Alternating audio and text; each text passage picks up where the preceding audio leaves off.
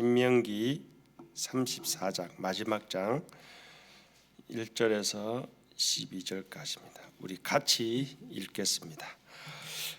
모세가 모압 평지에서 느보산에 올라가 여리고 맞은편 비느스산 꼭대기에 이르매 여호와께서 길앗 온 땅을 단까지 보이시고 또 온 납달라와 에브라임과 므낫세의 땅과 서해까지의 유다 온 땅과 네겝과 종려나무의 성읍 여리고 골짜기 평지를 소알까지 보이시고 여호와께서 이르시되 이는 내가 아브라함과 이삭과 야곱에게 맹세하여 그의 후손에게 주리라 한 땅이라.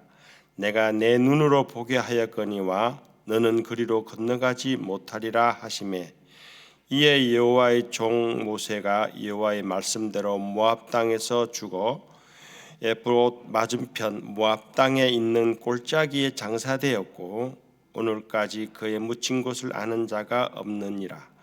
모세가 죽을 때 나이 120세라.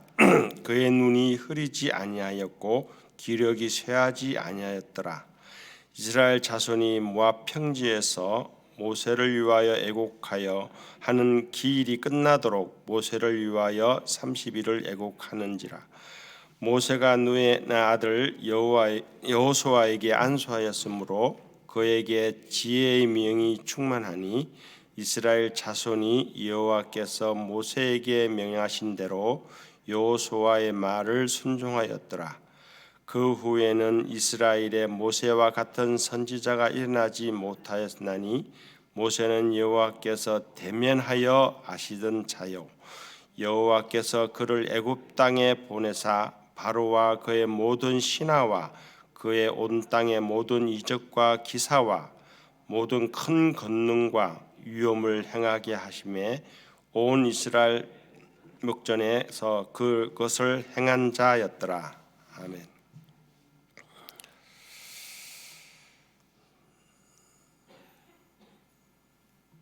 오늘의 모세의 마지막 장면을 우리가 읽었습니다. 좀 이 말씀을 듣고 모세는 그렇게 그렸던 가나안 땅에 들어가지 못하고 여기서 죽습니다. 참 모세의 인생을 바라보면 참 파란만장한 삶이 없을 겁니다. 물론 성경에 모두 나온 성경에 하나님께서 사용하신 사람들 인생을 보면 순탄한 인생이 없습니다. 아브라함부터 야곱, 이삭, 요셉, 특히 또 모세는 정말 어떻게 보면 인간적으로 보면 모든 애들이 다 죽어야 되는 시기에 태어났고 또 부모가 그를 기르지 못해서 버림을 받았고 또 죽여야 될 권력자들 밑에서 또 자랐고 또 자기가 유대인이라는 걸 알고 또 그 편을 들다가 쫓겨났고 하나님을 만났지만 하나님을 잃어버리고 40년 동안 광야에서 살았던 사람입니다.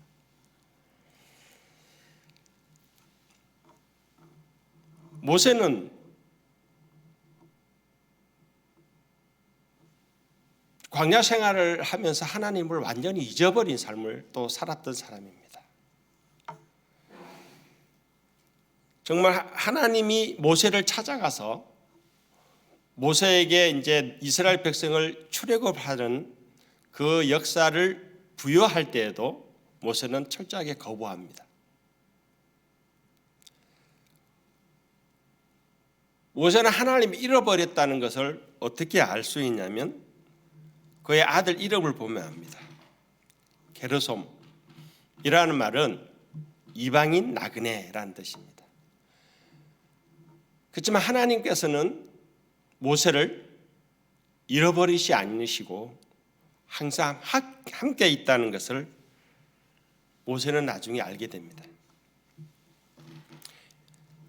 하나님 누구십니까 당신은? 이럴 때 나는 스스로 있는 자다. 모세는 그때 어느 정도의 예감을 합니다. 어떻게 이스라엘 백성들이 가서 뭐라고 말합니까? 계속 질문합니다.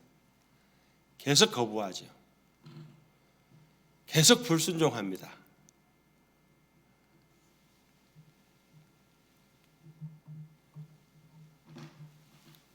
그리고 10가지 재앙을 통해서 바로를 바꾸는 것이 아니라 모세를 바꿉니다.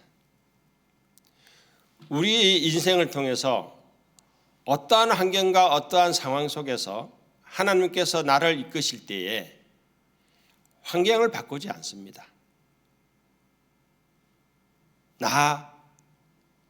하나님께서 나를 바꾸신다는 것을 아셔야 됩니다.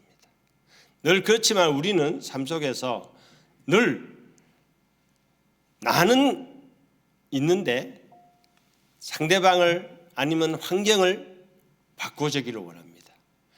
그래야만 내가 뭔가 좀 편하고 이득을 얻고 가질 수 있기 때문입니다. 그렇지만 하나님께서는 하나님의 자녀들을 훈련시킬 때는 늘 하나님 자녀 자신들을 변하게 만드십니다. 저도 역시 선교사로 갔을 때 그 지역 사람들을 뭔가를 변화시키려고 노력했습니다. 뭔가를 하려고 노력했습니다. 그렇지만 하나님께서는 저를 변화시키지 않고는 절대 일을 하지 않으신다는 것을 나중에 알게 됐습니다. 나 자신의 성숙과 나 자신의 믿음이 자라지 않으면 하나님께서는 그때까지 저에게 열심을 다하여 기다리십니다. 그 기다림이 길을수록 나 자신은 고통이 더 커집니다. 그걸 우리는 잘못하면 고난이라고 이야기합니다. 저는 믿음이 좀 약할 때나 지금이나 마찬가지지만 처음에 안 믿을 때는 기독교의 좀 유명하다는 목사님들, 저 그런 말을 별로 안 좋아하는데 우리가 보기에 좀 믿음이 좀 성숙한 믿음의 선배들이 항상 말씀하시는 그 말씀 속에 고난 속에 내가 있다. 저는 이해가 안 갔습니다. 고난이 있으면 열이 받지. 안 그래요? 저만 그런가요? 힘들고 어려움이 계속되면 짜증이 나고 사실 불평만 늘어나지 뭐가 그게 즐겁고 그게 뭔가 나의 인생을 크게 한단 말입니까? 그렇지만 정말 하나님의 말씀을 제가 배우면서 또 믿음이 자라면서 특히 선교지에 가서 선교를 하면서 그 고난 속에서 나 자신이 변하며 나 자신이 하나님께 가까이 갈 때에 그 기간이 고난이 아니라 즐거움이었고 행복이었습니다. 저희 선교지에 갔을 때 정말 힘들었고 어려웠습니다. 선교사들 간의 갈등, 현지인 간의 갈등, 어떨 때는 두려움과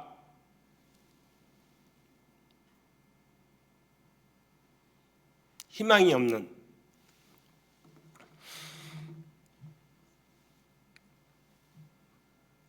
그 시간 속의 연속이 주님 못하겠습니다. 나는 말밖에 나올 수 없는 그 상황 속에서 늘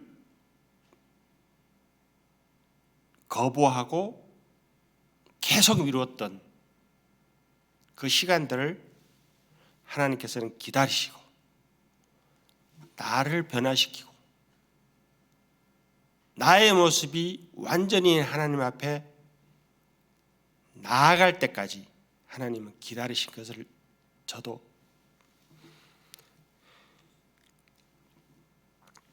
봅니다.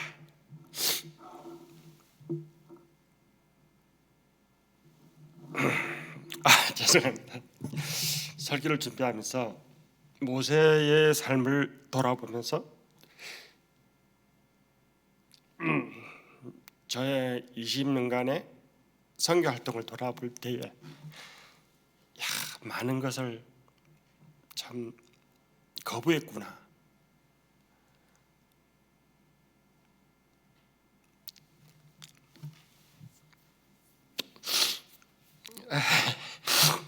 그래서 밤새도록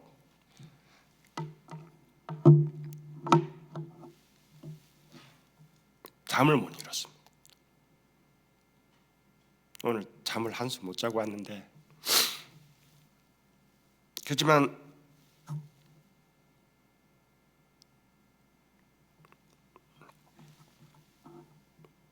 이렇게 하나님은 우리 자신의 역사 속에서 늘 함께하면서 기다리신다는 것을 우리는 알아야 됩니다. 그리고 이 모세가 그렇게 하나님께 거부했던 그 거부가 모세 인생을 통해서 모세가 출애굽했던 그 백성들이 모세에게 계속 거부하는 모습을 우리는 장면을 볼 수 있습니다. 얼마나 힘들었겠어요. 저 역시 선교지에서 그 많은 그 현지인들과의 관계, 저의 마음으로는 그렇게 끊임없이 주었는데도 거부하고 내치고 반항하고 그것을 볼 때마다 화가 나고 정말 보따리 싸고 가고 싶고, 그랬을 때 하나님께 늘 말씀하시기를 내 자신부터 봐라. 너 꼬라지는 어떠냐. 그럴 때마다 회개하고 돌아섰습니다. 모세 역시 그럴 것 같습니다. 그것을 좀 엿볼 수 있는 것은 하도 백성들이 말을 안 들으니까 하나님께서 다 직멸하겠다 할 때에 모세는 그럼 저까지 죽여주세요. 왜 그러십니까?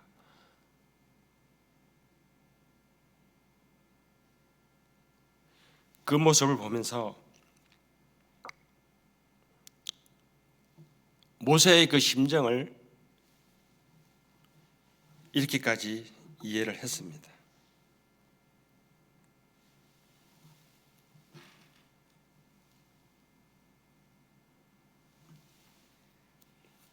그리고 그 모세의 그 심정이 얼마나 힘들었겠냐고요. 그렇지만 모세가 그 희망했던 가나안 땅을 못 밟고 죽습니다. 여기서 우리는 또 한 가지 모세의 순종을 배워야 됩니다.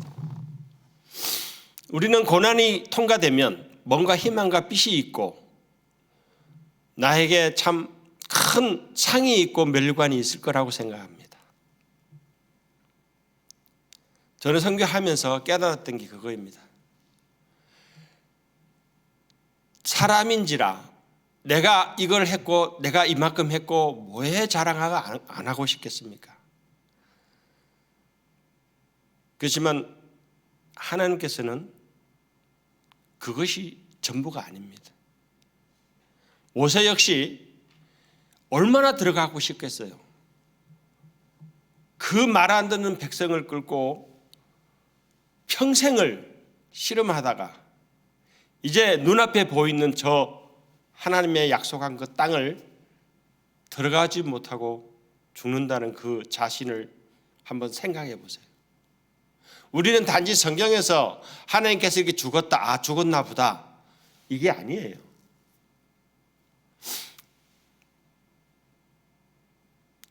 우리 삶 속에서도 마찬가지잖아요. 그 힘든 과정을 다 통과했는데 이제 너 여기까지, 이거는 다른 사람 거, 그랬다면 어떻겠어요? 아마가 난리가 났을 거예요.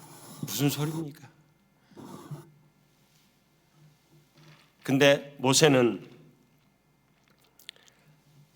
한 번의 실수로 가나안 땅을 가지 못합니다.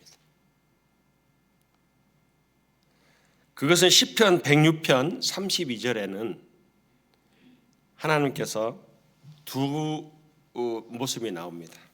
민수기 20장 11절 12절에 하나님의 거룩함을 나타내지 않았다라고 표현되어 있고, 시편 16편 32절에는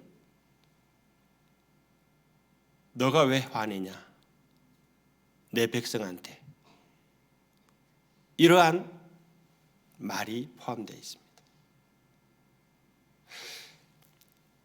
왜 화를 냈을까요? 그게 우리가 아는 물이 없어 반석을 치라. 첫 번째 물이 없을 때는 반석을 치라 그랬고, 두 번째 말이 없을 때는 그냥 명하라 그랬습니다. 근데 모세가 두 번을 칩니다. 그 행동을 보고 민수기는 하나님의 거룩함을 나타내지 않았다라고 표현했고, 시편 기자는 나의 백성에게 화를 냈다라고 표현하고 있습니다. 아무리 거부한, 너가 아무리 봐도 너가 화낼 목이 아니라는 거죠. 우리 삶 속에서 잘못하면 우리의 모든 고난과 힘든 과정들을 통과하고 뭔가 하나님께 나아갈 때에 나보다 못한, 내가 도와주었던, 내가 뭘 했던 그런 사람들의 원망이나 이런 부분들은 우리 목이 아니라는 거죠. 모세는 그 한 번의 실수로 오늘 성경 말씀에 쇠하지도 않았고 기력도 쇠하지도 않았고 몸이 건장하다고 표현하고 있습니다.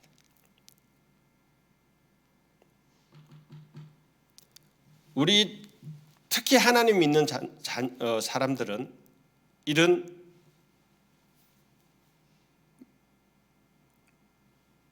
믿음이 있어야 됩니다.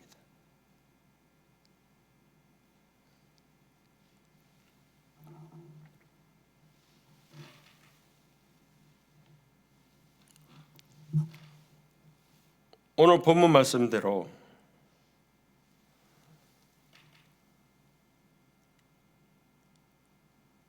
눈도 흐리지 않았고 기력도 쇠하지 아니하였더라. 아직 힘이 있고 할 수 있는, 일할 수 있는 능력이 있지만 하나님이 하나님의 자녀들을 원망하고 거기에 대한 잘못을 지적하고, 저 역시 선교지에서 선교 현지인들하고 부딪히고 힘든 과정에서 나를 괴롭히고 할 때마다 그 사람들을 원망하고 왜 저 모양이야? 화도 나고. 그럴 때 하나님께서 늘 말씀하시는 너 자신을 봐라. 너는 얼마나 잘났냐? 너가 왜 그 사람한테 너가 여기까지 오게 한 거는 나지 너의 능력으로 여기까지 오게 한 게 아니야.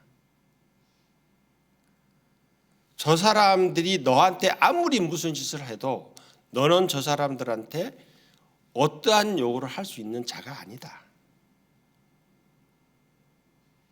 그게 너의 의무고 너의 책무다.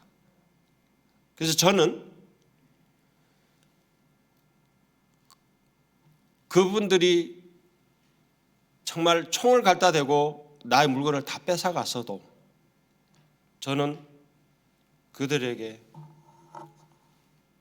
왜 그랬냐 한번 따져본 적이 없고,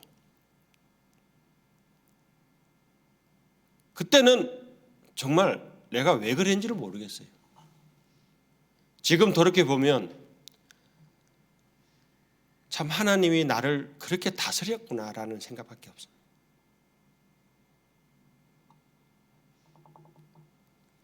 나의 물건을 다 가져가도 누구야라 소리를 안 했어요. 할 수가 없었습니다. 오늘 찬송가 제가 제일 좋아하는 찬송가 중에 하나인데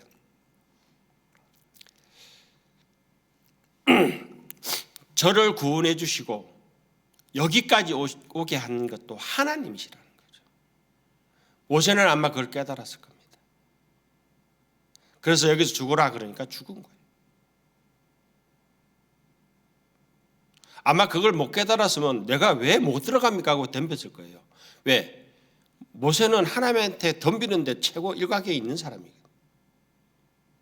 인생 동안 하나님한테 덤비면서 산 사람이에요.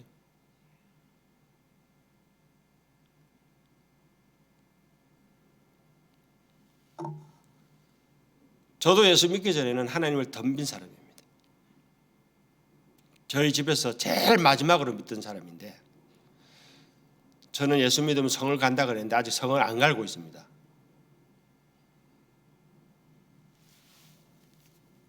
저희 큰 누님이 기도 제목이 저 예수 믿는 거였어요.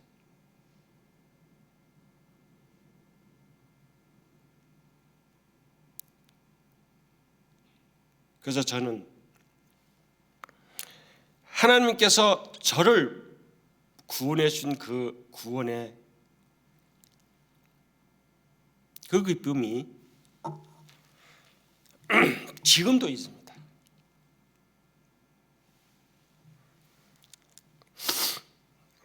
그 선교지에 있으면서도 그걸 잊어보지 않고, 그 저는 조금이라도 이 조그만 간증 비슷하게 저의 그 신앙 이야기를 하면 울음밖에 안 나와요. 또 할 말이 없어요. 너무 벅차니까.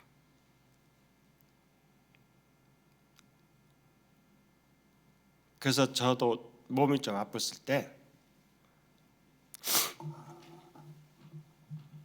하나님께 사인이라는 그것을 인식하고 너 여기서 그만해라. 예. 저는 한참 사실 일이 완성이 되고 꽃이 필 때입니다. 선거 20년이면 한참 꽃이 피고 뭔가 나를 내세울 때예요. 소위 말해서 나가서 뭐 폼 좀 잡을 때거든.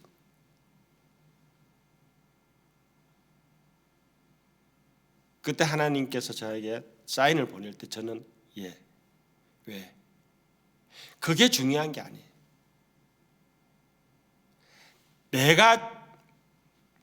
나 자신이 중요한 게 아니고 하나님께서 나를 구원해 주신 그 구원의 역사를 생각하면 그게 아무것도 아니에요.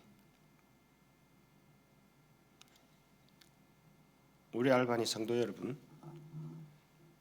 얼마나 많은 요구와 얼마나 많은 마음의 상처와 얼마나 많은 고난과 얼마나 많은 어려움이 있을지 모르지만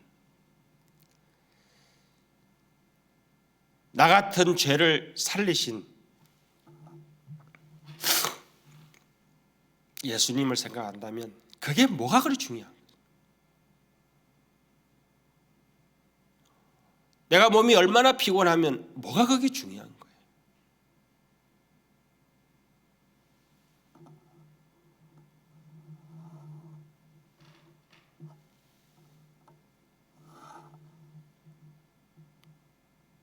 저 사역지도 지금 다른 분한테 다 인계해드리고 나왔는데 그분들이 지금 그 사역지를 가지고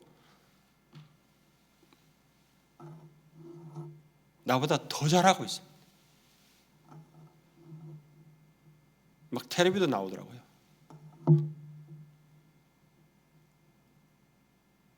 얼마나 행복해요. 그게 하나님의 자녀들의 모습인 것 같습니다. 우리는 늘 나에 대한 요구만 하지만 하나님께서는 그 요구를 늘 내려놓고 하나님의 요구를 기다리십니다. 우리 모세처럼 그 인생에 파란만장하게 살았던 그 모세의 삶에서 하나님이 모세를 다스린다는 것을 인식하시고 우리 역시 나 자신 역시 하나님이 만들어 나가신다는 것을 아셔야 됩니다. 내가 어때 요구하고 기도하고 열심을 다해서 만드는 것이 아니라 나 같은 죄인을 살리신 예수 그리스도의 십자가가 나를 끌고 간다는 것을 인식하시기. 그리고 나를 구원해 주신 그 구원의 복이 얼마나 큰가 만 생각해도 다른 요구들이 뭐 있겠습니까? 얼마나 많은 요구를 하겠습니까?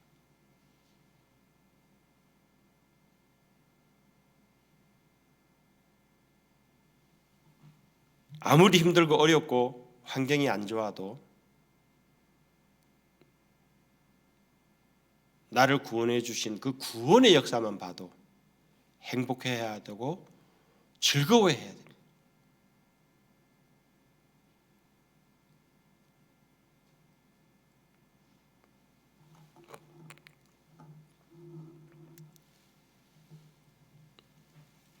우리 삶이 그러함의 삶이 되도록 주님으로 축원드립니다.